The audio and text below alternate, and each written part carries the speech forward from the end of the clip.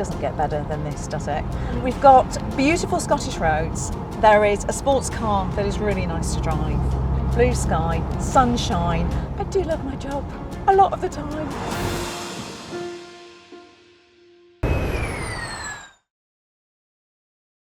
Where are all the really cool two-seater electric sports cars is a question I've been asking for absolutely ages.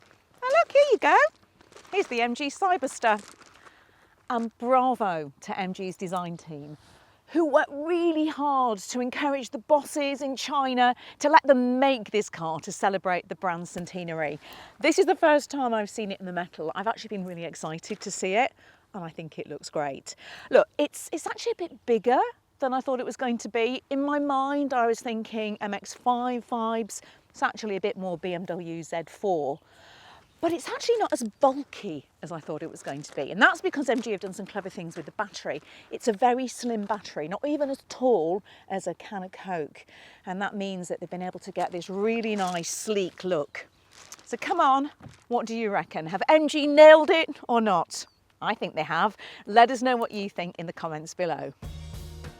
I think the Cyberster is a really clever mix of retro cues that hark back to the classic MG Roadsters of the 60s with some modern flourishes, like those classic round headlights. And the taillights too are a throwback with these sort of flags, or are they arrows? Either way, I think they're pretty striking. And overall, the Cyberster looks and feels like a premium car. As you would expect from a modern MG sports car, it has an electronically operated roof that folds down in just a few seconds. I'll show you that later because you have to be in the car to do it. What isn't electronically operated though, perhaps surprisingly for a £50,000 car, is the boot. But you know, it's not a hardship really, is it? Anyway, let's look at space. So you've got 279 litres and it does, MG assure me, fit a set of golf clubs in there. Apparently, if you buy a sports car, it's also essential you can fit your golf clubs in. They've actually put a little groove there in the back so that they will slide in sideways. In terms of normal luggage though, well, it fits all of Manus's in. He's the man behind the camera and he doesn't travel lightly. I reckon you'd get a weekly shop in there if you're single. Probably enough for a weekend away, as long as I'm not coming. Right, let's talk about the doors now, shall we? Really, really love the doors. I know they're a bit gimmicky, but they look great, don't they? What a dramatic way to get into your car. They also have a practical purpose. They're really handy if you're in a very tight parking space. And don't panic, if you're in multi-storey car parks, there are sensors that stop them going too high, banging on the ceiling. And look, we're not in a multi-storey car park, so I can't show you, but I have tried them and they definitely work. So inside, the first thing I notice is that it's got a really nice low seating position, which I like. It works for me at 5'4". We've tried it with Manos, he's 6'2", and it also works for him. He still feels sort of quite nice and low and engaged with the car. So what have you got? We've got a lot more than I remember from Roadsters of old. Of course you have, you've got screens, 4 in this case. And I do like the way these 3 screens are interlinked and the way it all sort of curves around into the centre console. It does make you feel quite nice and cocooned as the driver. So let's just talk you through the screens. We've got the central screen, which is air conditioning, climate control, and you've also got some buttons for that there.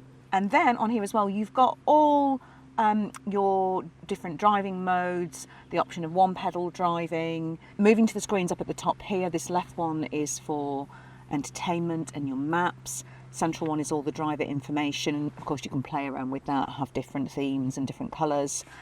And then this one at the side, you've got an awful lot of information about charging, your energy consumption, including the weather for the week ahead. Not sure I need to know that, but hey, perhaps that's useful. Also in here, in settings, are 2 different sound settings for the car.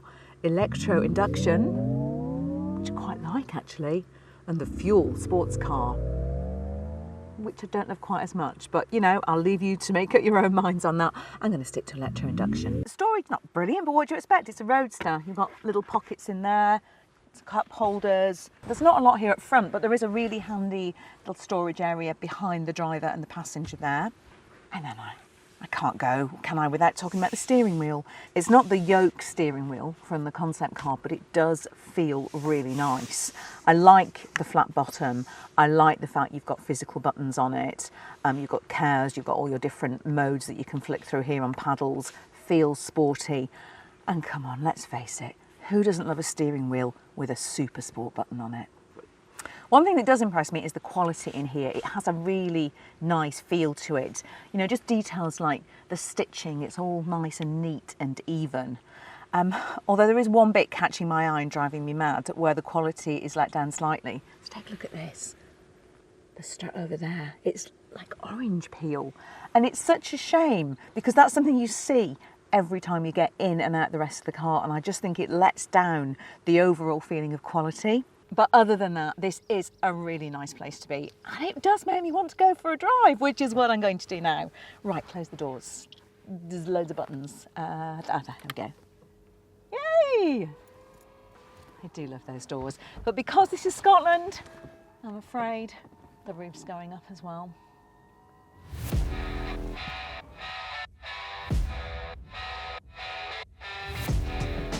I'll kick off with a few numbers. There are 2 models available. The cheapest is the Trophy, which costs just under £55,000. For that you get one motor which powers the back wheels and 335 brake horsepower, enough for a 5-second 0 to 62 time. Those are the sort of figures a supercar would have been proud of a decade ago. Unbelievably, it can match a McLaren F1 when it comes to off-the-line pace. If you want even more punch though, you can spend an extra £5,000 and go for the 4-wheel drive GT model, which will give you 503 brake horsepower, more than the current 911. That extra punch drops the 0 to 62 time down to 3.2 seconds. It boasts a top speed limited to 125 miles per hour and comes with some rather lovely toys like launch control. Of course, if you do opt for that version, you will see a drop in power from the 74.4 kilowatt-hour battery. That's good for an official range of 316 miles in the single motor, dropping down to 276 in the GT. So this is the GT version, and incidentally the only way to tell the GT and the Trophy apart is because of the wheels. That is it, everything else is identical. Apart from, of course, how they drive. And you know what? It is great to drive, particularly considering that it weighs close to 2 tons. I'm actually really surprised at how agile and engaging it feels. So you've got double wishbone suspension at the front, multi-link at the rear, and it just gives it a lovely suppleness. MG's engineers have really cleverly used all of the weight to the car's advantage, and they say it's got 50-50 perfect weight distribution, and it does feel really nicely balanced. The ride is nice and composed, tiny hint of body roll as you push it into a corner, but really not much at all. And it's got stacks of grip thanks to those big Pirelli P Zeros. So the Cyberster has been fine-tuned here in the UK, and I have to say it really does feel as if it's been engineered for British and European roads. It's an absolute joy to drive in Scotland on these roads. The steering is something I really like. It's got a nice weight to it. It's got plenty of feedback and it adapts to the speed of the car. There's a really nice directness about the Cyberster. It's very easy to place it on the road. And you've got different modes you can play around with, of course, and you can choose your own setup. So comfort gives it a lovely relaxing setup, dials back on the power. Perfect actually for day-to-day driving. Sport, of course, just livens things up again, makes it feel a little bit more engaging on roads like this. Super Sport, that lovely button down there, that unleashes the lot. Launch control, track mode, you name it, it's got it, everything all at once, all of the time. It is a lot. It's a lot of fun though. I do suspect though that Sport will deliver enough power for drivers day to day. Super Sport, launch control, there'll be party tricks that you will absolutely love at first, but then maybe not so much. Okay, brakes, let's talk about the brakes. Always really important when you've got this much power. MG say that it has supercar level braking. The brakes have been engineered with Brembo, and they are really nice and sharp actually. Do exactly what you want them to do when you need them to do it. But what I love about the brakes is that MG decided to put a one-pedal driving option on cars that are coming to the UK and to Europe. And it's proper one-pedal driving as well. It really does bring the car to a standstill. It's really nice and calibrated, very nice and smooth, not too jerky.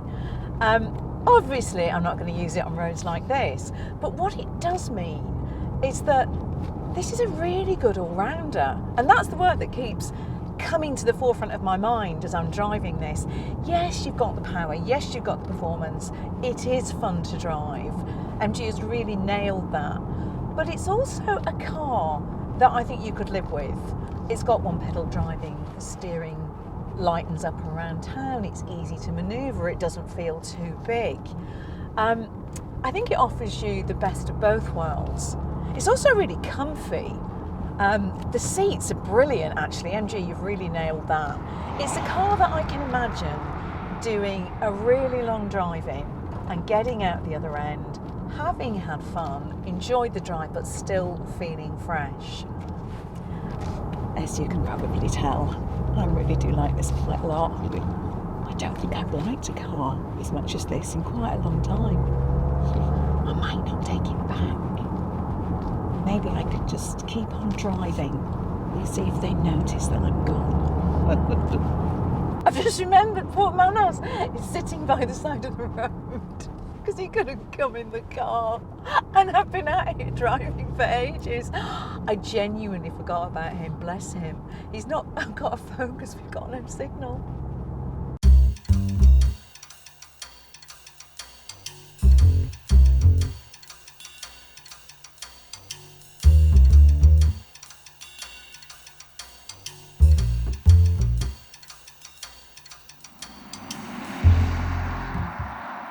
This is what I've been waiting for. I have been saying for ages and ages, come on, somebody bring us an electric Roadster. Give me some MX-5 vibes. And it's not that, because it's bigger than an MX-5 and it does feel a bit bigger, but it is still a really brilliantly fun two-seater electric Roadster. Oh, have more of this, please. Shall I go back for Manos now? I don't want to go back for Manos. I want to carry on driving, but I feel mean. I had to stop to get my camera out because there he is. You see him? He's sitting on a case by the side of the road with no phone signal waiting for me. He's not happy. What isn't quite as impressive as how well the Cyberster drives is the charging speed. Plug it into an AC point and you'll get a maximum of 7 kilowatts, which is really the bare minimum these days. The 144 kilowatt DC is also pretty unimpressive when you consider what other brands can charge at. Being crammed in the back of my parents' old MG BGT as we set off on some ridiculously long road trip. Memories like that are amongst the happiest from my childhood, and it's made me a bit sad that we haven't had any cool, small electric sports cars. So this car, the Cyberster, genuinely does make me happy. I think MG have done a really good job with it. They've managed to blend the history with everything that I love about modern day electric driving. Look, despite those ridiculous 0 to 62 times, it isn't the sportiest electric car around. And starting at £55,000, going up to 60 for this GT model, it's not exactly the cheapest either. But I think for what you get, it's actually pretty good value for money. But do you know what I would really like to see? Something even smaller, still sporty, around £30,000–£35,000. So come on, MG, work your magic, get one of those onto the market for us, because that would make me really happy.